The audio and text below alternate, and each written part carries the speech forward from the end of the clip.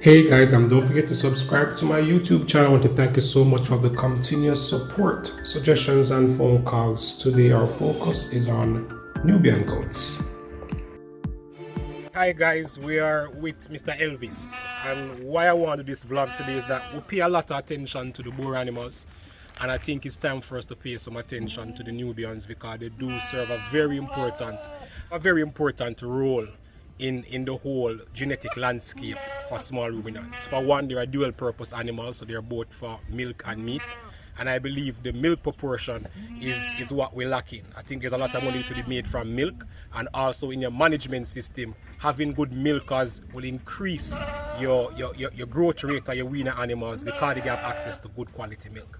So Mr. Elvis is in the business for years. I always try to get him to come do a vlog. He's always been a little bit shy, but I think he realized where the industry is going, and he wants to set the record straight for some of us to kind of clear up the history of Nubians in Jamaica. How are you today? Well, I'm good, man. I'm good. I'm glad you plan to give us some information because experienced person like you have a wealth of knowledge, and I want the industry to see what is going on. So I know you as a Nubian farmer.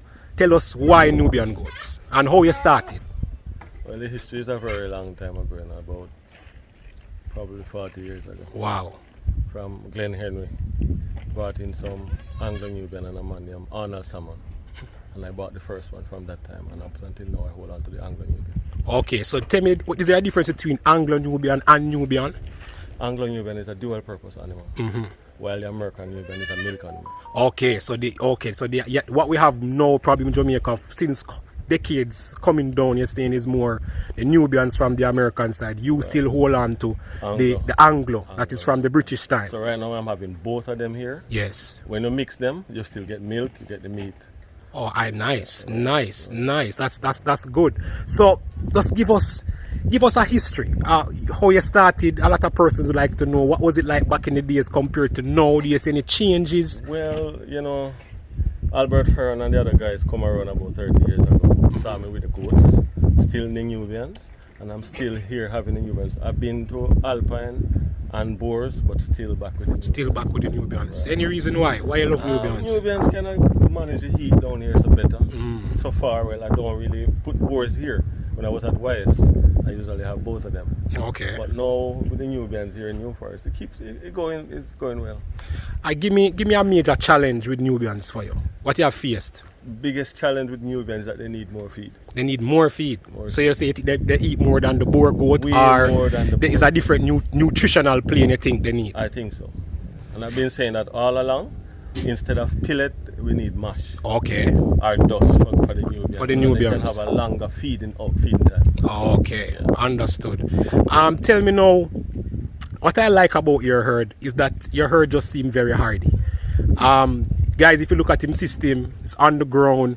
Yes, he provides some shed for them and stuff, but his animals just seem like they built for the terrain. Is that only, is the years of you breeding cause this? I bred up everything here. Okay. From the common goat. From the common goat? Right. Everything here from the common goat, and exhaust it to the forest as far as it can go. Okay, so you have been through rain, sun, hot, breeze, anything you put them in, they'll just survive. Your animals seem to be in excellent condition. How is it that you feed them? Garden feeding. What you call garden feed? I've never heard about that. From a scallion garden or from a thyme garden, and any little cut weedings they we get in. And we bring them in and we feed the animals. And we cut the garden edge with the guinea grass. They eat anything. Here, anything you give them. Okay. Yeah. Okay.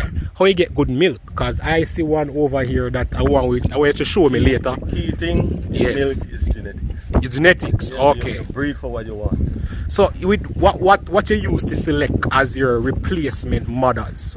I do my replacement from the best mothers. Okay. The mothers that produce the most milk, the fastest growing kids, and the one that never have any worm burden problem.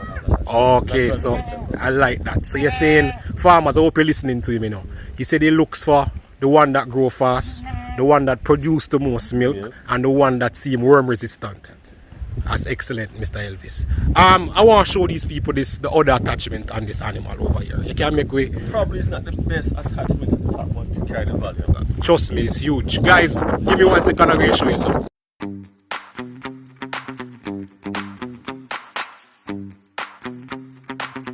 Guys, I want you guys to look at this Nubian, and I want you to look at the order of this animal. Look at that. This is milk, And it is basically half dry. half dry. So, tell me about this animal. Well, I use this animal, even though she's just recently bred. I use this animal to pack up the milk for any other kid that don't have as much milk. Okay. So maybe she feed off 5 for the day. How much milk you could say, kind of quantity you get from this animal? I think when she's loaded, I think I can basically get a gallon. A gallon of milk? Yeah, from me. Wow, guys. And see, guys, the animal is still in good body condition. Formulate a special feed for you. That's why I'm want a having dairy right feed. now. I get you. The kind of feed that I want. If I can get that, if I could easily well go into milk it. I get you. I get you. Milk production would be all right. I see what you're saying. Guys, there's more to Mr. Elvis. He came first place at Dembe for a Nubian animal. You want to show us that animal? No, we know which one. Which one it is, Mr. Elvis? black. Those are twins. And they're twins. are these two twins? She lost her kids early, and then that one just recently. Alright, so guys, first place is what? Senior or junior though? Okay guys, so see the first place for the senior doe competition Nubian, and I can see why. This animal is excellent. Excellent animal. And guys, if you look at the kids on the ground, these are how old is Elvis? Going up 3 weeks now. 3 weeks, and look at them. They came to Mr.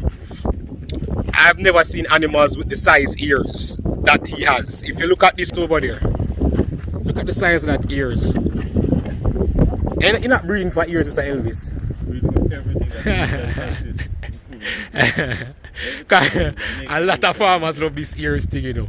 So I'm going to show you his young bucklings. 1 under a year. Okay, so these are from Mr. Graham, Dr. Graham. And then these now. Sorry about the condition. Lot of rain yesterday. These 3, the white one and these 2 brown ones here, they are fully Anglo. Fully Anglo. So guys, see him keep the British genetics on his farm same way. Any for sale? Cause no, I'm not selling. You're not selling any? Come on, man. Not yet. The farmers them are kill you when them say something, so you're not selling. We're gonna use them for Guys, we're going beg say we can get one for sale. See him feeding trough here. Him talk about him garden feed. Him just cut him African star, and I don't know what that is, but it's periwinkle, but they won't eat this. They want the periwinkle. But from I know Mr. Elvis, him always cutting from him, and that's what he uses to have his animals in excellent conditions. Really nice, guys. To me, some of the better stock of Nubians I've seen in the island. 3/4 Anglo. It's a 3/4 Anglo, and this animal is old, the same 3 weeks. So what kind of weight you getting for them at 3 weeks? No, it's feeling about 25 pounds. About 25 pounds at 3 weeks. Guys, and if you see him set up, I love his setup. His setup is just simple. Feeding trough and just the right space. I'm showing us the mother. That's the kid and the mother there. You see, I tell you about Mr. Elvis and the ears, man. Look at the size of that ears of this animal. I've never seen an ears that big. It's huge. Nice Nubian stock, guys. From at the Westmoreland Montpellier show. Yes. This is the mother. That's the mother for him. Oh, so you've been giving a lot of offsprings who became champion out there. The Anglo Nubian. They carry a wider heart girth, stronger ribs, everything about them wider. And them they are a more low set animal than the American Nubian. The American Nubian is on 4 posts. And that don't carry meat. That basically just carry milk. I get you. So you really want a dual purpose animal for it. And you can go milk, you can go meat. You know. And then you cross with them. You cross bore with them, you get a good result. Anything you cross with them, you get a good result. You have some nice winners here behind you. You know everybody going to want to know if any for sale. Oh, yes. You have a couple of these for sale now.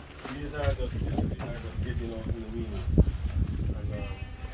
And they're not fully taken off as yet. Okay. 3 months. And what kind of weaning weights you get in here? You know, to tell you the whole truth, you know, I've never really followed up the weaning weight so much, but I generally get over 50 pounds. Generally get over 50 pounds at 3 months.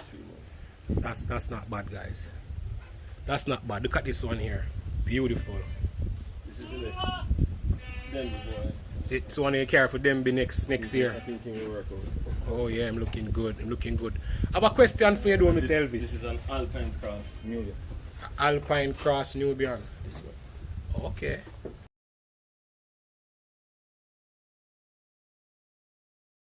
Years of him doing breeding and selection for milk traits for the best new 40 years of breeding animals that would be say Jamaicanized at this point. You know, the genetics is well adapted to our system. So my question, Mr. Elvis, I would love from your wealth of knowledge what you think would be or an idea of a growth pathway for move the small ruminant sector forward. Genetics and feed. Genetics and feed. Give us one for the genetics. Everybody importing now or doing AI. What is your take? We need an influx of embryos. Embryos. Yeah, that means you're getting a full-blooded animal. Whether you carry it or you import some full-blooded animal. Okay. I think the embryo transfer would be the easier, cheaper way of getting the amount you want. I agree, because the cost to bring an animal is very expensive. Right. Yes. If you put it in a common go to get a purebred. I see what you're saying. So it don't matter what you have. Once you have the embryos, I get you. Tell me now about the feeding program. What you think we need? What we're lacking in this country? Price of feed. Yes. Makes everything bad. I get you. Your feed costs going up. What's feed your costs going up, and you can't follow the price of the animal with the feed because people won't buy it. Understood. Yeah. Understood. So we have to look at where the feed cost is going. It's more. So guys, you hear from Mr. Elvis himself. Yeah, I hope him give us his contact number so you can him very shy. So we are gonna hope we get away for you guys. When you guys want to pick up on the nice animals from him, when you can come check him out. But guys, him have some of the best stocks I have ever seen regarding Nubian in the country. They're excellent guys. And under the worst conditions. And yeah, and him so right. And I say under not ideal conditions. Well, some people say it's not the ideal. I don't believe in a no static floor. You don't believe in a static floor? I like when my animals scratch and lie down. I get you. No, I get natural. They're natural. And scratch and lie down. so I think that is where I think you have an advantage, guys. If you don't have a sophisticated household, this is the man we have a genetics where you're sure you can survive with. They don't need much care. Them on the outside doing what they're doing. So guys, call Mr. Elvis if